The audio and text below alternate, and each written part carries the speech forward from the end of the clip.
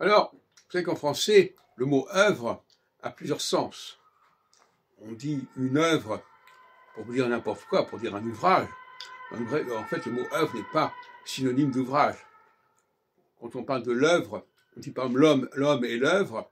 L'œuvre, c'est tout ce qu'il a produit tout au long de sa vie. Ce n'est pas un ouvrage en particulier. Et pour beaucoup de gens, cette notion d'œuvre les dépasse complètement. Ils ne vont pas faire l'effort d'étudier tout ce que quelqu'un a pondu au cours de sa vie. Les différentes étapes, les évolutions, les retours, les regrets, etc.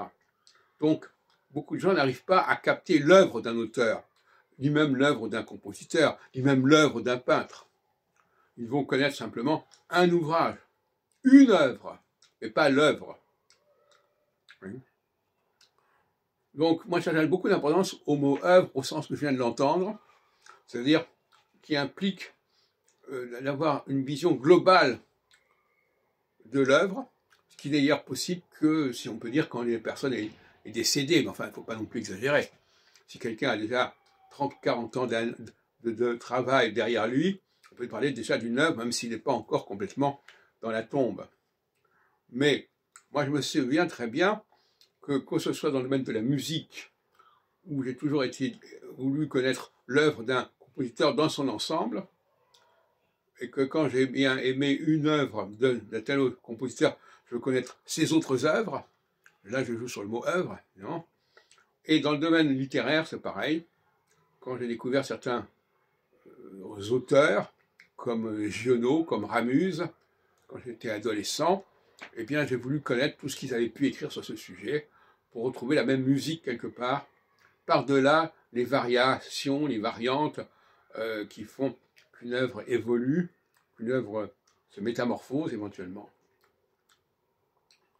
Donc, ce souci de l'œuvre en tant qu'un ensemble de travaux me paraît absolument essentiel, et beaucoup de gens n'ont pas l'énergie, n'ont pas la patience, n'ont pas la persévérance pour appréhender une œuvre dans sa totalité, d'autant plus que c'est un défi. Car il s'agit de trouver, quand on a un ensemble de travaux étalés dans le temps et dans l'espace, de trouver quelles sont les constantes, quelles sont les variantes, quels sont les changements, quels sont les retours. Parce que pour moi, une œuvre est cyclique quelque part. On peut très bien avoir écrit à 20 ans des choses qu'on va retrouver 30 ans plus tard. Alors qu'entre-temps, on a trouvé autre chose, on a été dans une autre direction. Donc, c'est un défi de rechercher l'inspiration globale, la musique profonde de l'œuvre, par-delà les particularités de tel et tel moment de l'œuvre. L'œuvre au sens large.